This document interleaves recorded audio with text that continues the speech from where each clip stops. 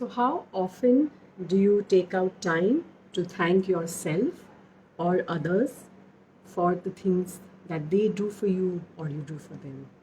Right? So, today I'm going to be talking about the gifts that you have been given and how often we end up taking them from granted, right? So, it's about the life's little gifts um, that we all have, right, in the small moments in our day to day lives that we simply do not take time to notice or appreciate, or we're just too busy, right? So, all that you have in your life is a gift, and the attitude of gratitude, if we can all develop, it can take us a long way because nothing in our lives can be taken for granted. This is what I'm going to be talking to you about today. And if you like what I have to say, you can also sign up for a free 10-day gratitude challenge, which is starting on the 21st of December, which is Monday. And this is going to be via email, which will be sent out with one post, one actionable step that you need to focus on for that particular day. So the email will be sent out at 6 a.m. every morning, and with one focused step that you need to take for that day as a challenge, for the gratitude challenge.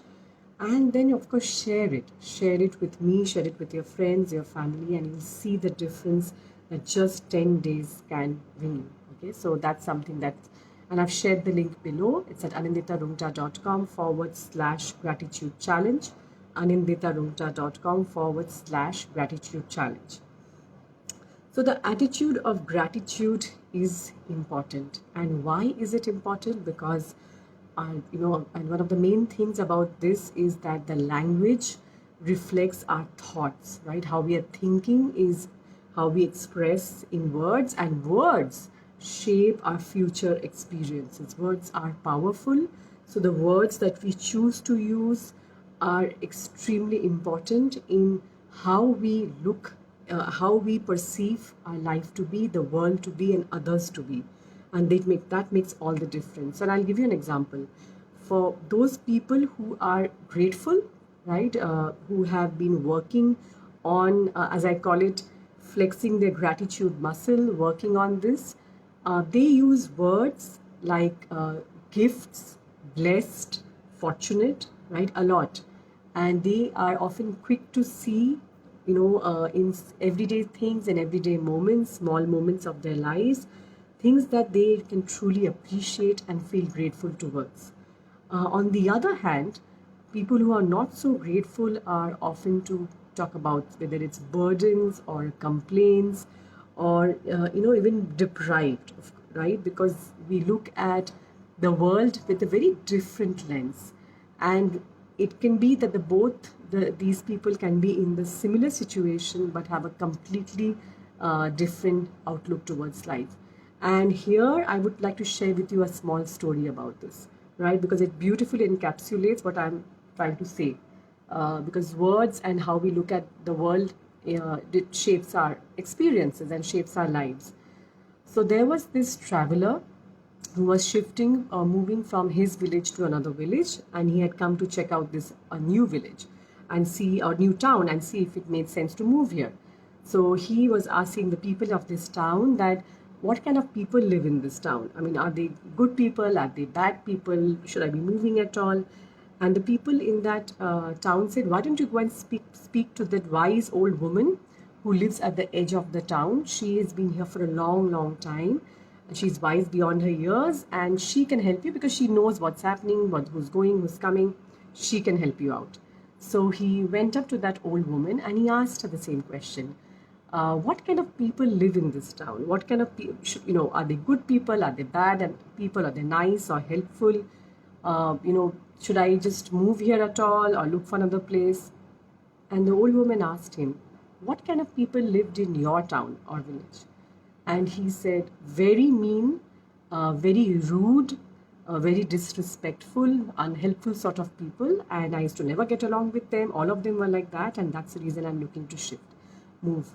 And the old woman said, that's exactly the kind of people who live in this town. Then comes another traveler. So this traveler decides not to shift. And then comes another traveler.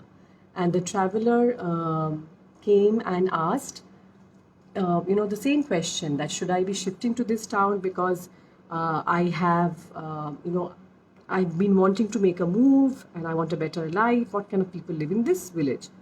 And the villagers told him that, why don't you go and ask this wise old woman who lives at the edge of the town, the same woman.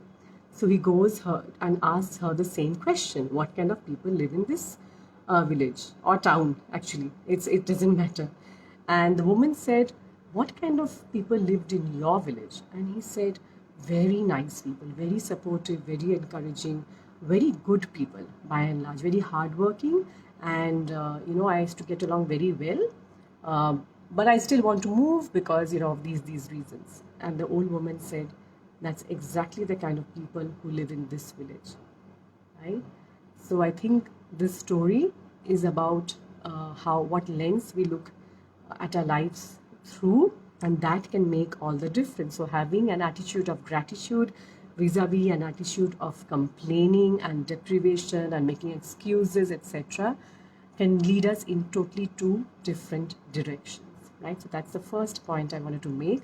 The second is the flow of gifts. Now, every single day, there are many gifts that come along your way, but you have to be open and you have to be receptive to receiving them, whether it's moments with your loved ones, whether it's everyday pleasures like having a warm cooked meal made by someone you love, whether it's the beauty of nature around you, whether it's your personal strengths that you have used, your conversations with your friends.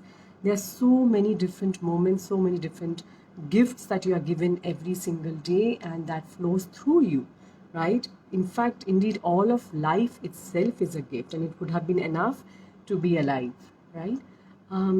And what helps to develop this kind of an attitude again of that life is a gift, and many of these gifts are given even if you did not do anything to deserve them, right? That's what a gift is about. You don't necessarily have to deserve that gift, right? That's a prize, that's a goal, etc., where you have to work towards. Here, many gifts are given without us having to work towards it, and that's how it is. And we give, we also share gifts with others whom we appreciate for different reasons, right? So the flow of gifts are really important, and that you have to pause and take notice of.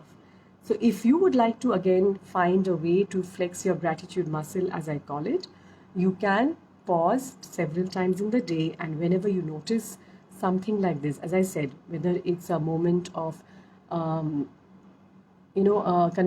conversation with close conversation with somebody you like, or with a friend, etc., whether it's a moment of fun and laughter with your family, with your children or a pet, right? It's enough to stop and say, I have been gifted, right? That's it. That's all you need to tell yourself. I have been gifted.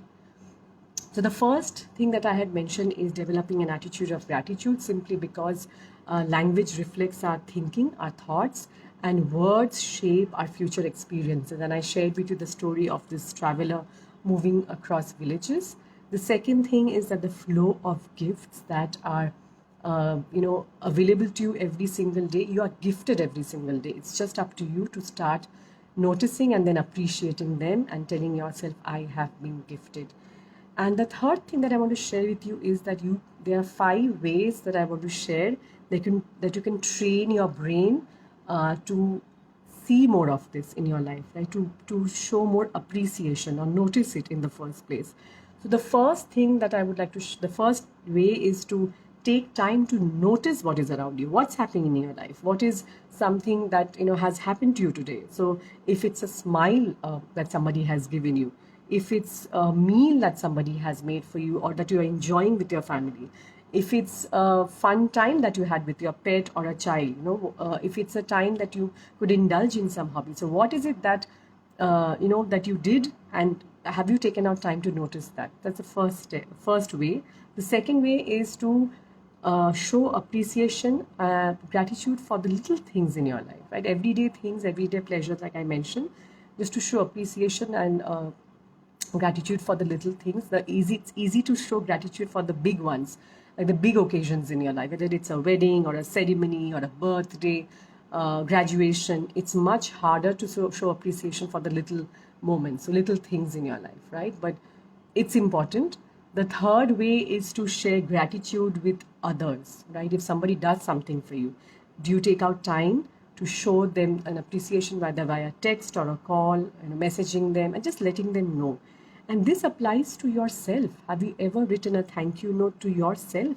How you have taken care of yourself throughout the years, and not taking yourself for granted either, right? So that's one beautiful way of showing gratitude towards yourself, and of course expressing gratitude towards the others. The fourth way that you can train your brain is to use your senses, in terms of whether it's your sense of smell, touch, hearing. And I do these exercises with my clients, and it's a beautiful way of tuning into your senses, whether it's when you're eating a food, whether it's your there's some aroma that is coming in, just using your senses apart from your sense of sight to develop this gratitude, right? To develop an appreciation for all that you have.